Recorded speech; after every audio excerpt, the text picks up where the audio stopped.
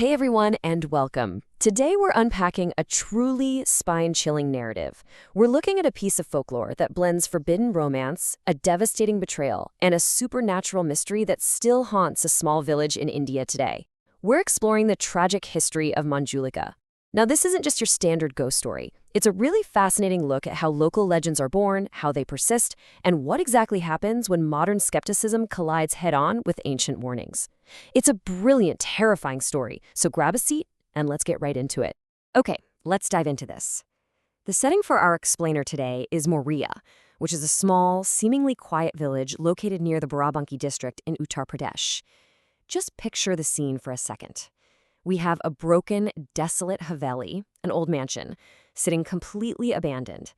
The doors are crooked, the walls are covered in thick cobwebs, and there's this dead, heavy silence hanging over the entire place.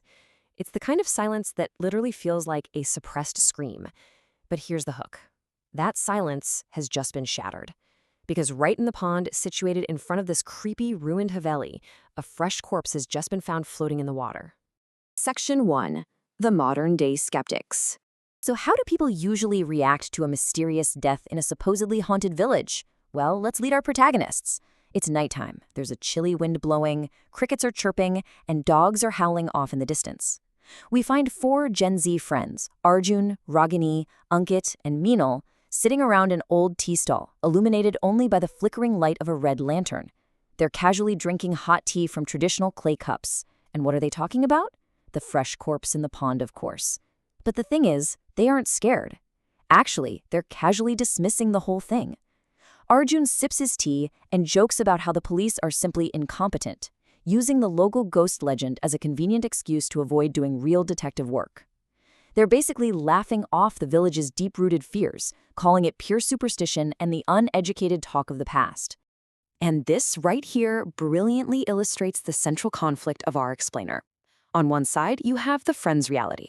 They view the world through the lens of logic, viral reels, and predictable Netflix thriller scripts. To them, ghosts are just overactive imaginations. But then, an old man named Kaka approaches their tea stall. He's got a hunched back, a face etched with deep wrinkles, and these sunken eyes that look like they've seen entirely too much. He represents the old man's reality. He overhears their muckery and steps in to tell them that the broken haveli isn't just empty walls. It holds an incomplete story. He says it holds a spirit that is still waiting to settle a very dark score. I really want you to absorb the gravity here.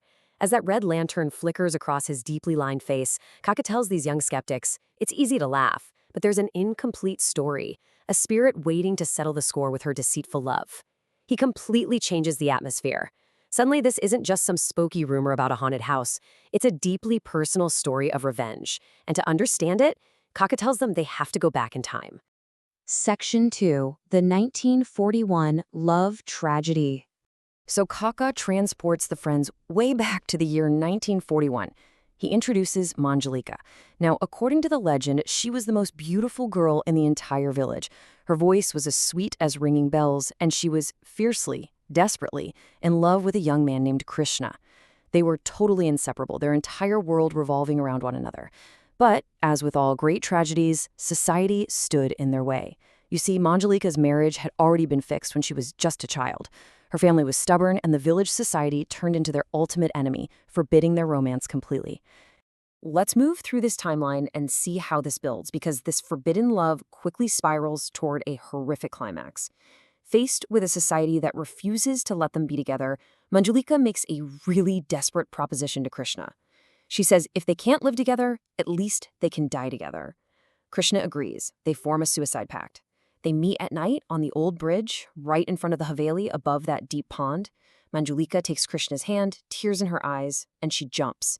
But here is the devastating twist. Krishna doesn't jump. He freezes. Or rather, he actively chooses to stay behind. He just stands there on the bridge, watching her plunge into the dark water. And then, exactly 2 days later, Krishna's dead body is found floating in that very same pond. And that brings us to the emotional anchor of the entire folklore. As Monjulika jumped to her death, holding onto the belief of their eternal love, Krishna stood on the bridge, looked down at the water, and coldly said the equivalent of, "Good riddance, she was bothering me too much." It is the absolute ultimate callous betrayal. And it's this exact moment, this horrific realization of betrayal in her final seconds of life that acts as the catalyst. It wasn't just death that cursed the village, it was the sheer rage of a broken heart, which, as you might guess, results in the terrifying entity Kakat describes, the vengeful spirit of Monjulika. The old man tells the completely silent friends that Monjulika returned to exact her revenge on love and betrayal. Her apparition is still seen standing on that old bridge. The visual is striking. She's dressed in a white sari, her hair is dripping wet from the pond water, and her eyes are red and filled with unending tears. And the absolute most terrifying part of this folklore? Anyone in the village who happens to see her spirit on that bridge, well, the very next morning, their lifeless body is found floating in the pond, exactly like Krishna. Section 3. The Modern Skeptics Strike Back. Now, how do you think our 4 Gen Z friends react to this incredibly heavy, gothic tale of murder and revenge? Well, they mock it, obviously. The tension immediately deflates for them. They literally treat this tragic, bloody history as a joke. One of them actually jokes that the story sounds like a crossover between a hardcore horror movie and a classic Bollywood romance. They laugh and say, "Give Kaka an Oscar." They admire the old man's storytelling skills, saying it had suspense, thriller elements, romance, and a great climax. But they chalk it all up to a wildly overactive imagination. They even joke that Kaka must have been binge-watching Netflix to come up with such a compelling plot. To them, it's just content. It's just a story. Section 4. The Old Man's Warning. But you know, in stories like this, treating fear as a joke is pretty much the fastest way to invite disaster. The friends decide, purely for the sake of social media clout, to go visit the Haveli right then and there. They want to film a viral video, promising to record the ghost if she's actually real. Kaka stands up slowly. His tone shifts from storyteller to a stern, terrified elder. "Beware, child," he tells them, "the mansion is waking up." He looks at them with absolute severity and warns them that many people have laughed at the legend before, and their laughter always turns into screams. He lays down an absolute rule: do not even think about going inside that Haveli, because no one who goes there ever returns. When fear becomes a joke, he says, laughter is the very first thing to disappear. Section 5. Midnight at the Haveli. We've reached the climax of our explainer. The warning has been given, but the friends execute an incredibly foolish plan. Step 1. Completely ignore the terrifying warning from the local elder. Step 2, kickstart their motorcycles. And Step 3, leave the safety and warmth of the lantern-lit tea stall and ride off into the pitch-black darkness toward a notoriously haunted mansion, all for the sake of a viral video. They speed off, leaving behind a cloud of dust and an incredibly heavy silence.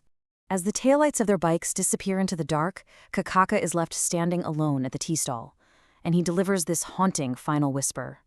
Watching them vanish, with genuine fear in his own eyes, he mutters to himself, "Who returns and who doesn't, only Monjulika will decide." It completely shifts the power dynamic.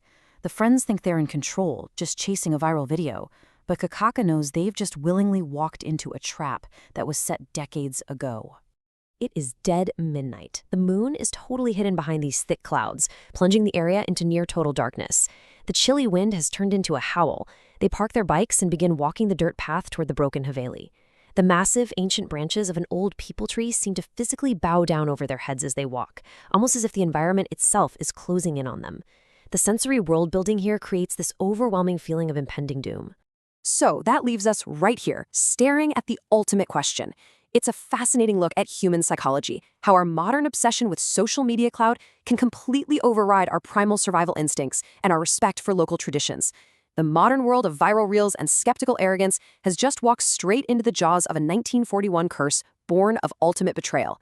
Was Monjulika's shadow waiting for them on that dark, lonely bridge? Will the arrogant mastermind Arjun and his friends capture a viral video, or will they become the next corpses found floating in the freezing pond by morning? The source material leaves us hanging on this incredibly tense cliffhanger, forcing us to wonder, when modern arrogance meets ancient vengeance, who really has the final laugh? Thank you so much for joining me on this deep dive into the tragic and terrifying history of Monjulika. Let me know what you think happened to the 4 friends, and I'll catch you in the next explainer.